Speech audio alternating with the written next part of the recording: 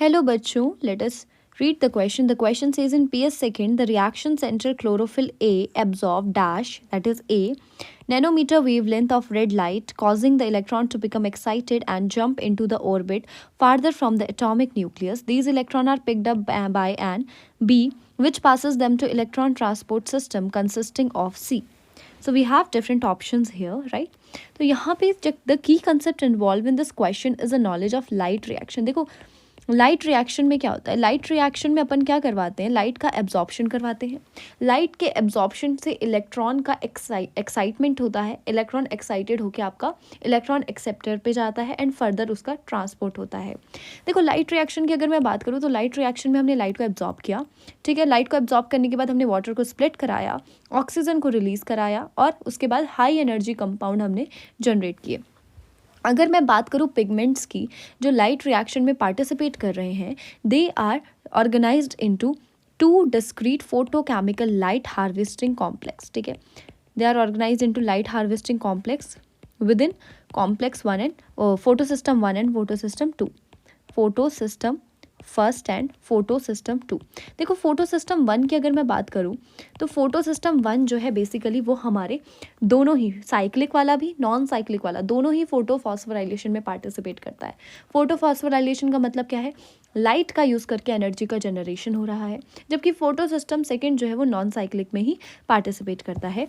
Photo system 1 की जो chlorophyll A क्या है, रिएक्शन सेंटर है, राइट. बाकी के सारे जो हैं आपके पिगमेंट्स वो आपका एंटीना बनाते हैं, ठीक है, जबकि क्लोरोफिल ए जो है वो रिएक्शन सेंटर बनाता है.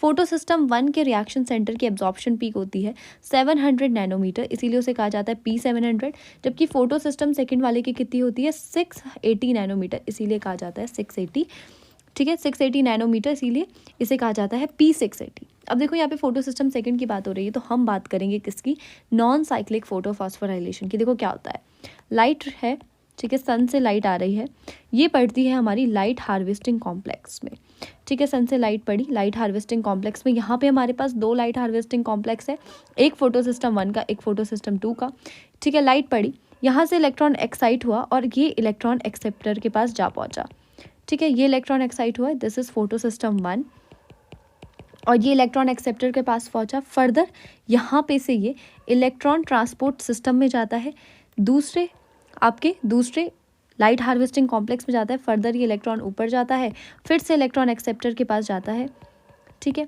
और this is the part of photo system second. तो यहाँ पे मैं कह सकती हूँ यहाँ कहीं पे हमारी जो है ATP जनरेट होती है, जबकि सेकेंड जो हमारा फोटो सिस्टम 1 है वहाँ पे जाके हमारी NADPH का सिंथेसिस होता है. तो मैं कहूँगी फोटो सिस्टम सेकेंड में रिएक्शन सेंटर जो है chlorophyll A, it absorb 680 nanometre, ठीक है. इलेक्ट्रॉन एक्साइट होते हैं और वो फार्दर चले जाते हैं फ्रॉम द एटॉमिक न्यूक्लियस.